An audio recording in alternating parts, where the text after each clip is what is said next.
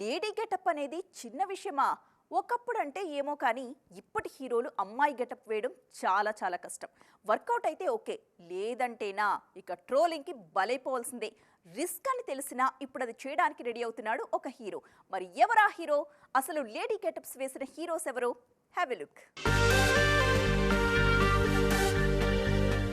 అప్పుడప్పుడు మన హీరోలు ప్రయోగాలు చేస్తుంటారు. అందులో ఒకటి లేడీ గెటప్. కమల్ హాసన్, చిరంజీవి నుంచి మొదలు పెడితే సుమంత్, శివకార్తికేయన్ వరకు అంతా ఈ లేడీ గెటప్స్ లో కనిపించిన వాళ్లే. కొందరికి గెటప్ వర్కౌట్ అయింది, కొందరికి కాలేదు.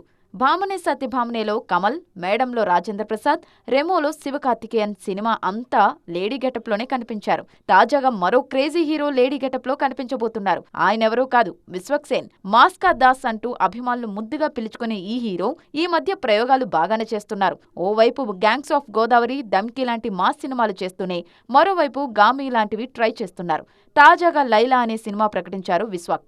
రామ్ నారాయణ్ దర్శకత్వంలో లైలా సినిమా రాబోతోంది. ఇందులో విశ్వక్ అమ్మాయి గెటప్ లో కనిపించబోతున్నట్లు తెలుస్తోంది. ఎక్స్పెరిమెంట్స్ కు దూరంగా ఉంటారని చెప్తూనే ప్రయోగాత్మక కథలకు ఓకే చెప్తున్నారు ఈ హీరో. ఈ క్రమంలో లైలా ప్రాజెక్ట్ ఎంతవరకు వర్కౌట్ అవుతుందో చూడాలిక.